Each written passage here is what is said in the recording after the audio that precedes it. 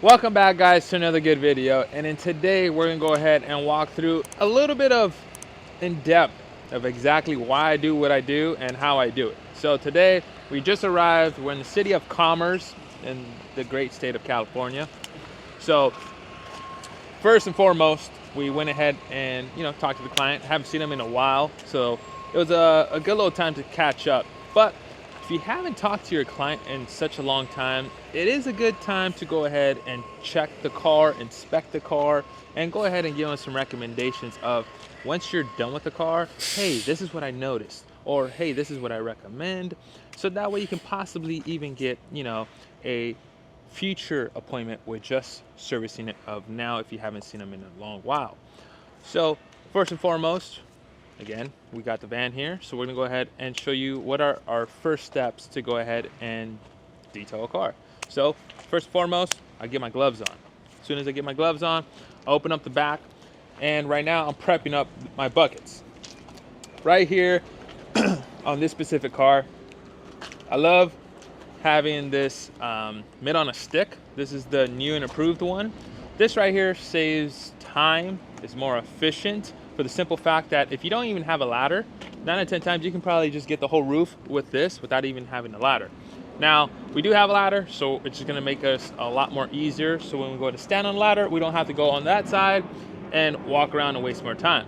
So this right here is a game changer, especially if you're working on like big rigs like this right here. Check them out. Big rigs like that, you go ahead and just grab this and you can reach the top and bottom without no hassle, and your speed up time is going to be way better. So there's that. Then on the bucket right here, so this is what we got in here. We're going to put this to the side. Lately been doing a lot more of efficiency when it comes down to this stuff. So got the bucket, and the bucket in here, we have a big screwball and we have a smaller detail brush, and these two are going to go ahead and be a lot more for the grills, a lot more for like the little small emblems on the side of the trucks, mirrors and stuff like that. Then we have our flat out wash mitt. This is personally my favorite wash mitt for the simple fact of how light it is and the actual quality of the fibers. Super awesome. Highly recommend to use this as a wash mitt. Then lastly, we just kind of put this in here for space wise, but this is our hand soap. So once we're done with the actual project, take off my gloves and we're about to go into the car, we wash our hands. Then right here, shout out to Grit Guard. They went ahead and provided us with some buckets and grit guards. So this right here is going to go ahead and prevent the water and the dirt to have a separation, so that way it doesn't go ahead and continue to go ahead and grime in and grime out when you go ahead and wash the vehicle. The biggest thing is I like to do, aside from all that, is to actually pressure wash the actual wash mitt when you're done detailing this. So if I'm going to go ahead and move on to another vehicle, right, I'm going to grab the pressure washer, rinse it off, so that way the fibers itself doesn't have a lot of dirt, and then when you go ahead and continue to scrub, it actually releases anything that's on there, so these stay cleaner for longer. So that's going to be our wash bucket setups. We're going to go ahead and move on to my other bucket.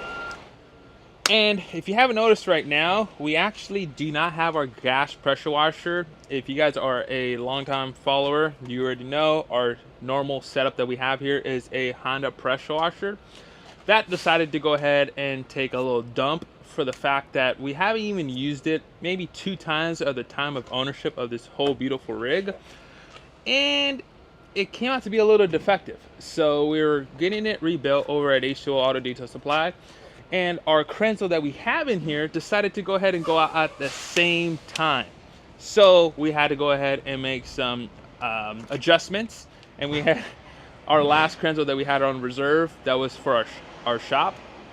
We actually put it in there, and both units are out for servicing, so no issues with them. It's just, I think it's just maintenance stuff that just was tied in with detailing so much of them.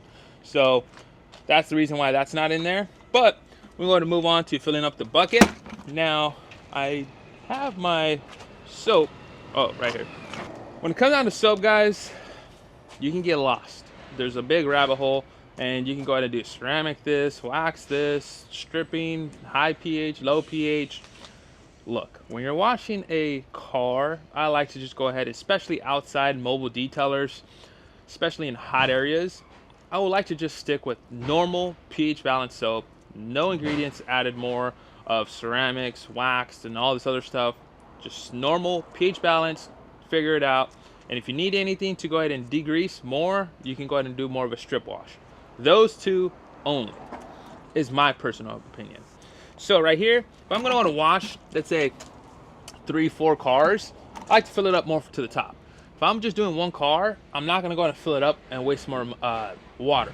The biggest thing is when you're going and running mobile is we only have X amount of water, right? The less times that we can go ahead and prevent from actually going to the water store is better. So what I like to go ahead and do is, I'm gonna show you guys real quick by actually just filling it up. And shout out to Jose over at H2O. If you guys get any setups done by them, they're gonna go ahead and provide you this, just this piece backwards.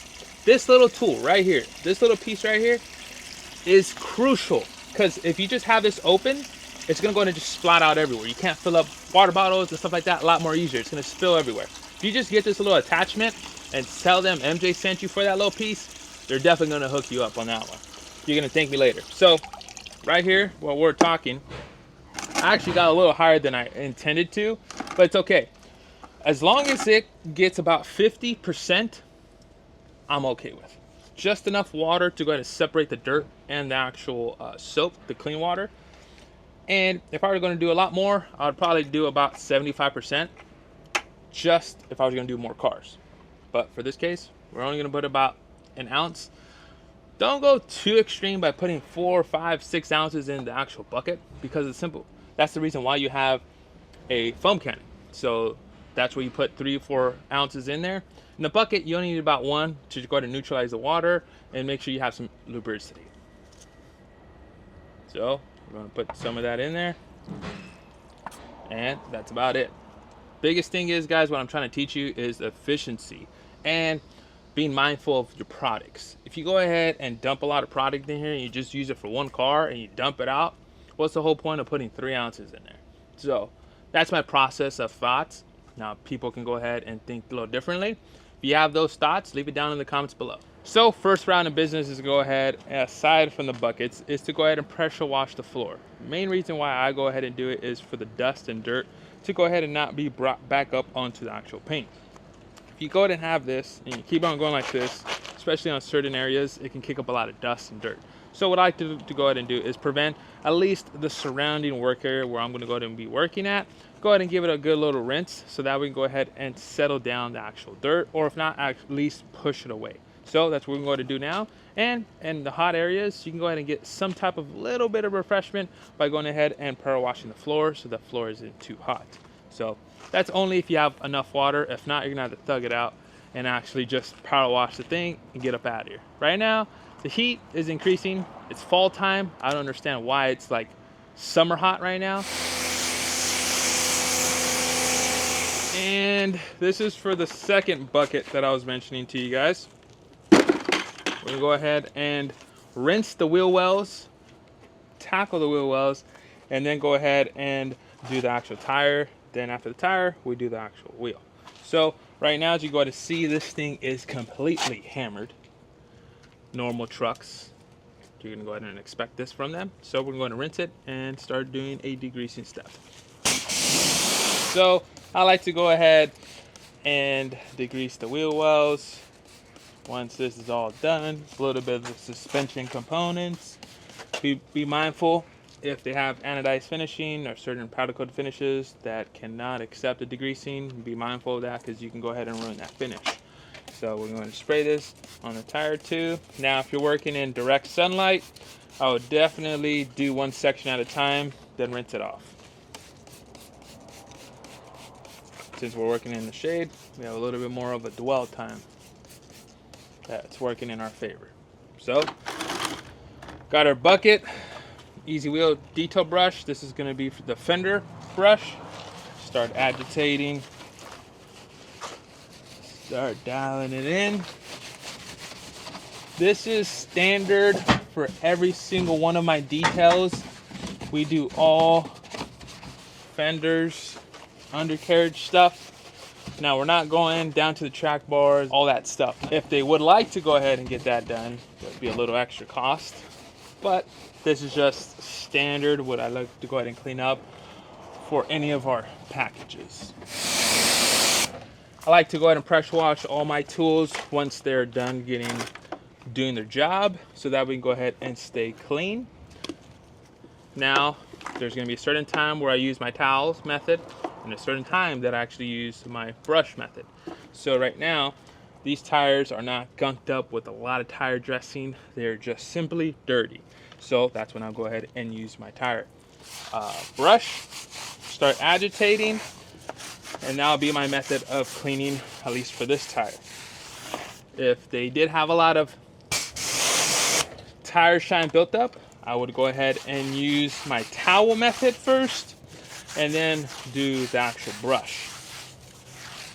So you go ahead and see it's pulling all that dirt right off. Now pressure wash it off again. Now that that's done, we move on to our Max Shine wheel mitt. Any of this stuff, guys, if you want to go ahead and know where we got them, it's down in our link. So if you go ahead and go to our video and click our bio, you can go ahead and look at the full list of products that we do have here. And if there isn't anything that you already see on our, our videos, go ahead and leave it down in the comments below if we haven't added it already.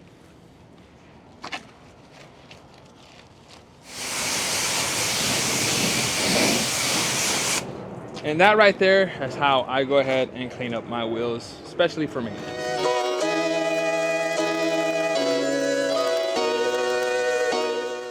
Another necessity that we have here is for a off-roaded vehicle is ladders and extensions for your actual wand here. So what we have here is our trusty old extension.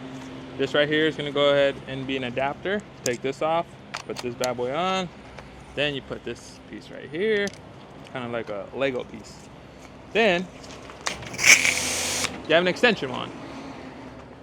Want to be mindful, just like any ladder, don't get it too close, and make sure you're on a solid surface before you go and stand up, because if not, you're screwed. You're going to be falling. It's going to cost you more to fix yourself than actually do the detail. So what I like to do is give a little sturdy test. Before that, just go ahead and go to town.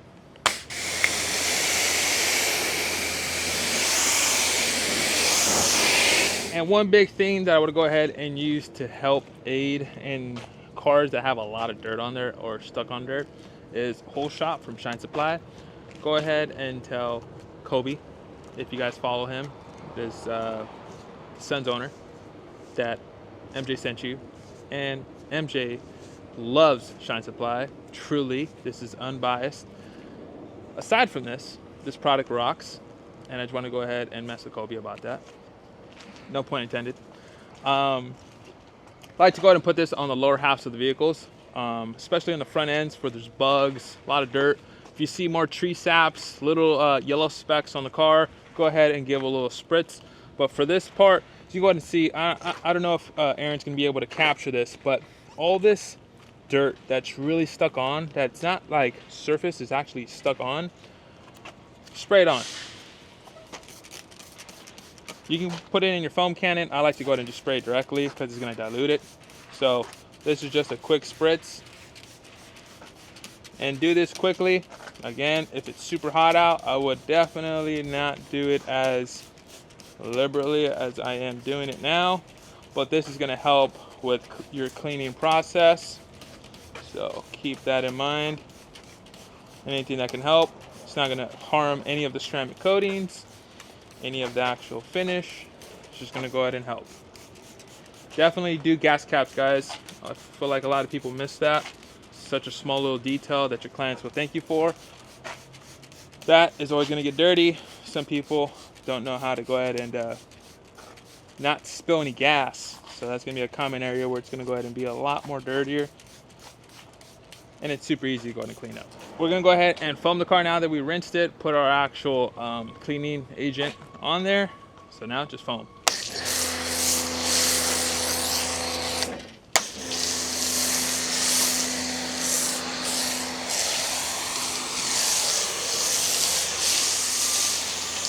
So now it's time to go ahead and bring out the mitt on the stick. You can go ahead and see it is super easy to go ahead and actually agitate without actually having to go around that side, this side, that side. You just stay in one stationary position and you just let the mitt on the stick do its job.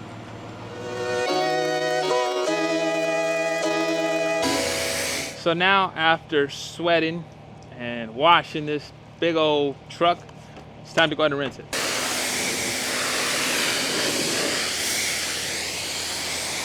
And now that we went ahead and finished drying the actual truck, Shine Supply Eco Shine is going to be our choice of door jambs and rims to go ahead and be our lubricant. So we went ahead and dialed in the door jambs, we dialed in the rims. Now we got to go ahead and take care of the last bit of the interior, which is pretty dirty. So we're going to take care of that last step. We already went ahead and sprayed some also on the actual paint. So windows, outside, and paint looking pretty mint. It is a little dusty right now, so we're going to give it a quick wipe down when it is done. So stay tuned for that. And we're going to leave the tires without tire shine. The client wanted just a clean tire. So that's going to go ahead and be a quick walkthrough of how I go ahead and detail my day-to-day. Now there's going to be more or less of what we do, but today this is a prime example of what I would do on this 2500 if I were to go ahead and give it a quick little maintenance. If you guys like this type of content, don't forget to go ahead and leave it down a comment below.